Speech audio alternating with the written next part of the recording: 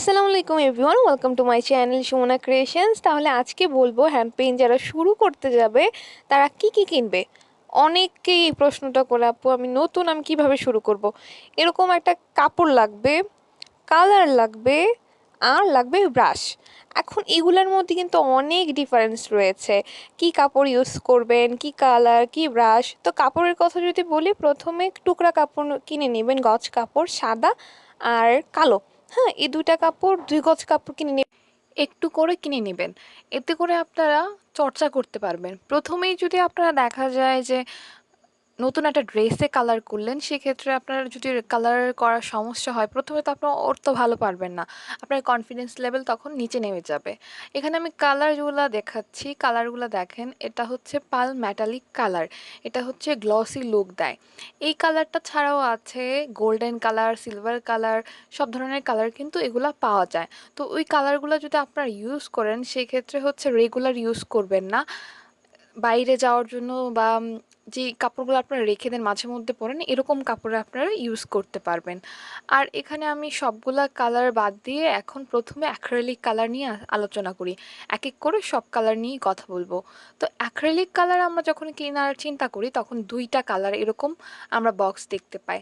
তো আমরা কনফিউজড হয়ে যাই, আপু কোন বক্সটা ভালো। তো অনেকে মনে করে যে প্রথম বক্সটা বুঝি নকল। আসলে প্রথম বক্সটা নকল না। কথা হচ্ছে গিয়ে ফেব্রিকলি অ্যাক্রিলিক কালার যেটা, এটা যে ইন্ডিয়ান ভার্সন রয়েছে, আবার ওরাই কি করে যে বাংলাদেশে বা বিভিন্ন দেশে পাঠানোর জন্য এক্সপোর্ট করার সময় আরেকটা বক্স তৈরি করেছে। এখন যেটা দেখাচ্ছি সেটা হচ্ছে ইন্ডিয়ান ভার্সন, এটা ইন্ডিয়াতে সবাই ব্যবহার করে। এখানে দেখতেই পাচ্ছেন তাদের ইন্ডিয়ার অ্যাড্রেসটা। আবার এটা দেখেন, এটাও কিন্তু ইন্ডিয়াই তৈরি করে, কিন্তু এটা ইন্ডিয়া নিজেরা ব্যবহার করে না, এটা শুধু এক্সপোর্ট করার জন্য বা বিভিন্ন দেশে পাঠায় এই কালারগুলা।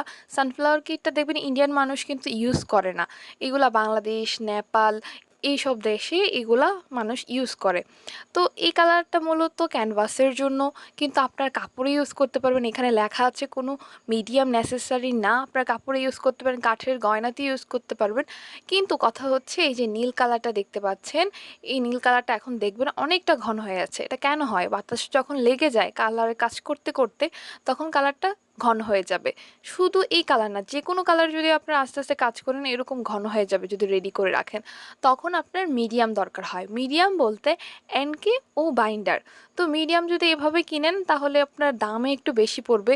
আর যদি আপনি এনকে বাইন্ডার আলাদা আলাদা কিনে নিজে ইউজ করেন, তাহলে দাম কম পড়বে।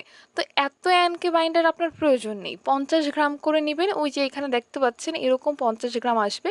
আর এখানে আছে এপ্রিটন। এপ্রিটন হচ্ছে কোনো কালার যদি ছড়িয়ে যায়, আপনারা দেখা যায় পানি বা এনকে বাইন্ডার যদি লাগে, সেক্ষেত্রে বেশি বেশি হয়ে গেলে কালার ছড়িয়ে যায়, সেক্ষেত্রে আপনারা এপ্রিটন ইউজ করতে পারবেন। তো মোটামুটি যদি আপনারা অ্যাক্রিলিক কালার ইউজ করেন, সেক্ষেত্রে এনকে বাইন্ডার 50 গ্রাম 50 গ্রাম করে কিনে নেবেন। এই হলো আমার সাজেশন। অ্যাক্রিলিক কালার দিয়ে যে আপনারা শাড়ি করতে পারবেন এরকম না, আপনারা আর যদি করেনও, সেক্ষেত্রে আপনার কস্টিং কিন্তু বেড়ে যাবে, কারণ এখানে দেখতেই পাচ্ছেন রং খুব কম। অ্যাক্রিলিক কালার তখন ইউজ করবেন যারা একদম নতুন, একটু কাজ করে দেখতে চায় যে কীরকম পারবে, তারা কালার মিক্সিংয়ে যেতে চায় না। তো তাদের জন্য আমি অ্যাক্রিলিক কালারটা সাজেস্ট করি। অ্যাক্রিলিক কালার হয় অনেক স্ট্রং একটা কালার। প্রথমে যারা কালার করতে চায় তাদের ব্রাশের মধ্যে পানি থাকে, সেই কালার ছড়িয়ে যাওয়ার সম্ভাবনা থাকে, বা তারা কী করে রৌদ্র তেমন একটা দিতে চায় না, আয়রন করতে চায় না, তাড়াতাড়ি ধুয়ে ফেলতে চায়। তো ওরকম অবস্থাতে অ্যাক্রিলিক কালারটা কিন্তু ওঠে না। আর যদি রেডি অ্যাক্রামিন কালারটা ইউজ করি, এই সব বিষয়গুলো আমার একটু খেয়াল রাখতে হয়। এর জন্য আমি যখন দেখি যে একদমই নতুন, ওদেরকে সাজেস্ট করি যে আগে অ্যাক্রিলিক কালার দিয়ে কাজ করে দেখেন। যদি মনে হয় যে আপনি হ্যান্ড পেইন্ট করবেন, তখন আপনি অ্যাক্রামিনি কালার দিকে চলে যাবেন, সমস্যা নেই। কারণ হচ্ছে একটা মানুষের যদি প্রথমেই কালার মিক্সিংয়ের ঝামেলার জন্য যদি হ্যান্ড পেইন্টিং করাই ছেড়ে দেয়, সেটা তো ঝামেলা।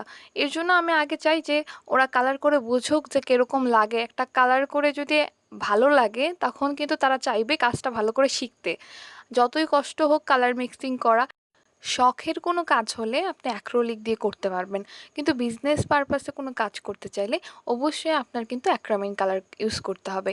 এখানে আপনারা গোল্ডেন পাল মেটালিক কালার দেখছেন, এটা কিন্তু প্রাইস একটু বেশি। তো এই কালারগুলো একটু গ্লসি হয়, আমি আগেও বলেছি। তো এই কালারগুলো কিন্তু বিভিন্ন শেডের হয়, এগুলো আপনারা ইউজ করতে পারবেন। তবে এই কালারগুলো সবসময় ইউজ করবেন না, কারণ আস্তে আস্তে কিন্তু ওই যে গ্লসি ভাবটা এটা কিন্তু চলে যায়। তো এখানে দেখতে পাচ্ছেন নীল কালারটা কিন্তু আপনার অবশ্যই বাইন্ডার ইউজ করতে হবে সাথে, না হলে কিন্তু মাঝে মধ্যে ছড়িয়ে যায়। আর এখন কথা বলবো রেডি অ্যাক্রামিন নিয়ে। রেডি অ্যাক্রামিন হচ্ছে আপনার অ্যাক্রিলিক কালারের মতোই সব কিছু মেশানো থাকে, কোনো কিছু মেশানোর প্রয়োজন হয় না। তো এই কালারগুলোর সুবিধা আছে, কোনো কিছু মেশানোর প্রয়োজন হয় না, কিন্তু অসুবিধা হচ্ছে বিভিন্ন সময় দেখা যায় যে কালারটা একটু ঘন পড়তে পারে, বা দেখা যায় যে বিভিন্ন সমস্যা থাকতে পারে। তো এগুলো আপনার একটু সলভ করে কাজটা করতে হয়। বেশিরভাগ সময় দেখা যায় সমস্যা থাকে না, তাও যদি দেখা যায় যে এদিক সেদিক কালার হচ্ছে, আপনার কালার কেমিক্যাল সম্পর্কে ধারণা রাখতে হবে সাথে। আমি আসলে রেডি অ্যাক্রামিনের চেয়ে র অ্যাক্রামিনই প্রেফার করি বেশি, কারণ দেখা যায় র অ্যাক্রামিন দিয়ে কালার করলে অনেকটা সফট হয়, কাজটাও ভালো হয়। তো এটা হচ্ছে পিগমেন্ট কালার বা কাঁচা রং বা র কালার। হ্যাঁ, এই কালারটা শুধুই কালার, এটার মধ্যে কোনো কেমিক্যাল মেশানো নেই। দেখতে পাচ্ছেন এখানে নাম লেখা আছে।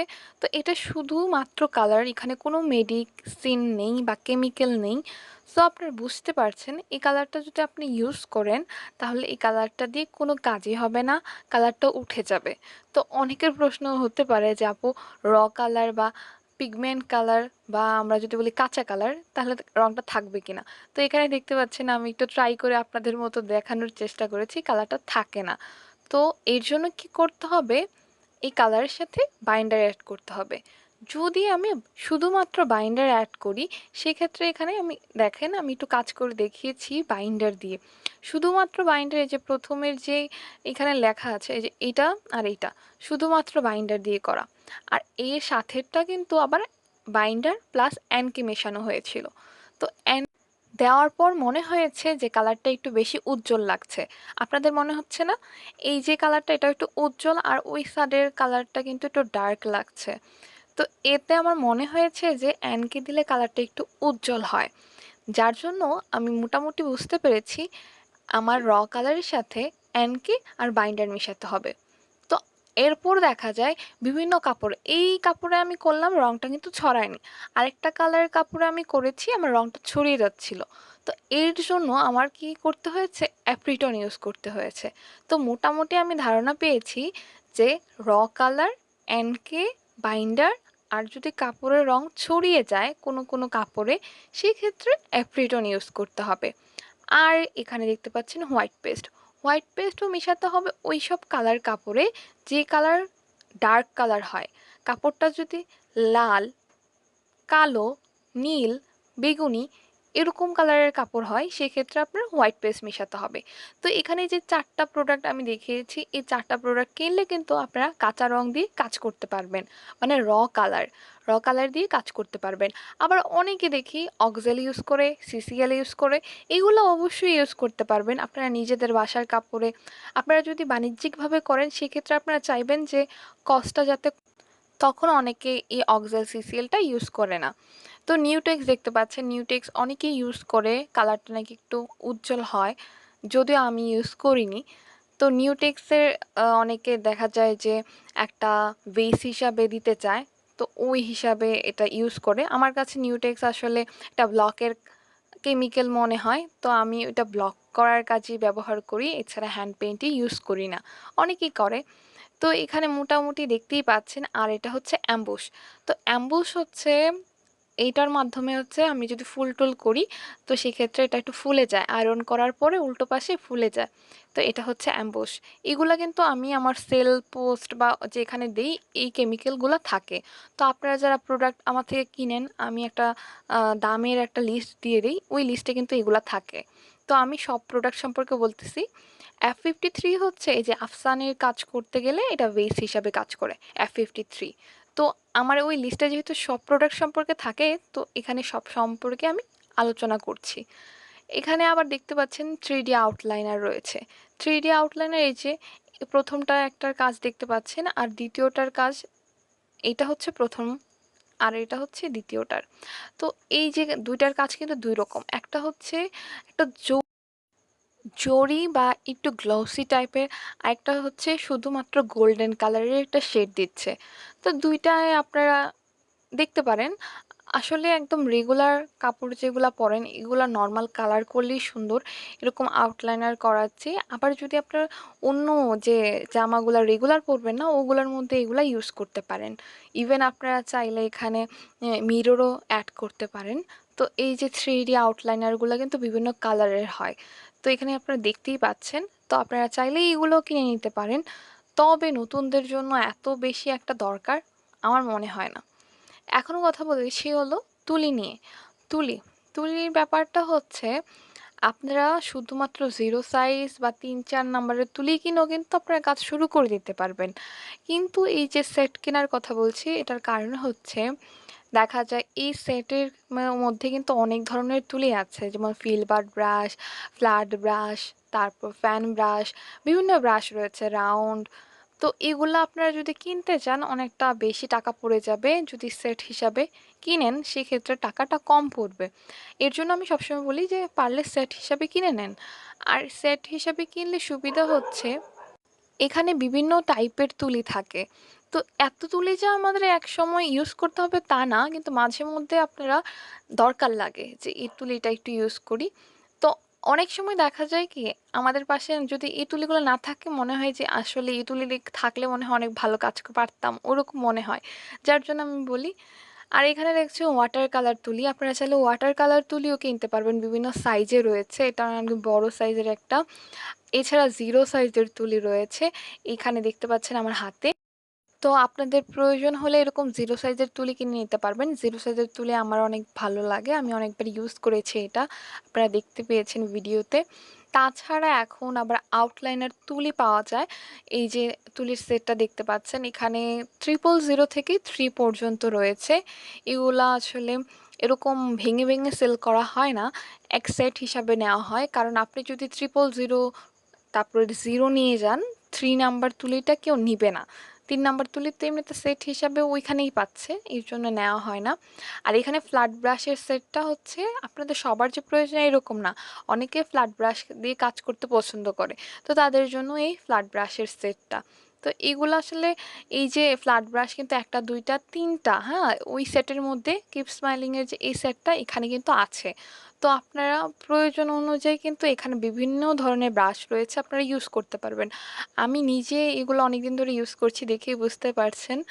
তো এখন কথা বলবো হচ্ছে কালার ট্রে নিয়ে। এই যে কালার ট্রেটা দেখতে পাচ্ছেন এখানে আমি কালার করে রেখে দিয়েছিলাম, এটা কিন্তু শুকিয়ে গেছে। তো এটা হচ্ছে কালার যদি এভাবে রেখে দেন বাতাসের সংস্পর্শে এসে কিন্তু এটা একদম জমে যায়, একদম প্লাস্টিকের মতো হয়ে যায়। এই কালার কিন্তু আসলে প্লাস্টিকই হয়ে যায় পরে, এখন আমি আপনাদের দেখাবো। তো এর জন্য হচ্ছে কালার ট্রে দরকার আপনাদের। যতটুকু প্রয়োজন রং নেয়ার নিয়ে কালার ট্রেতে তারপর আপনাদের ক্যাপটা রঙের বন্ধ করে দিবেন একদম ভালো করে। যদি খোলা থাকে সেক্ষেত্রে রংটা ঘন হয়ে যায়। এই যে এখানে রংটা দেখতে পাচ্ছেন আমি রেখে দিয়েছিলাম, এই যে একদম প্লাস্টিকের মতো হয়ে গেছে। তো এর জন্য আমি সবসময় বলি আপনারা অবশ্যই কালার ট্রে ইউজ করবেন। কালার আমার হাতে যেটা আছে এটা নতুনদের জন্য অনেক সুবিধা হবে, এটা খুব আমি অনেকদিন ধরে ইউজ করছি। আর নিচের যেটা হচ্ছে এটা হচ্ছে বড় সাইজের। আর এখন কথা বলবো হচ্ছে ফ্রেম নিয়ে। সত্যি কথা বলতে কি যে আমার এরকম ফ্রেম একদমই, আমি অনেকগুলা কিনেছি, আমার একদমই পছন্দ হয়নি। আপনার যখন নতুন নতুন কাজ করবেন সেক্ষেত্রে আপনার একটু সাপোর্ট দিবে, কিন্তু আপনি যখন ব্যবসায়িকভাবে বা বড় বড় কাজ করতে যাবেন তখন আপনার বড় একটা ফ্রেম দরকার হবে।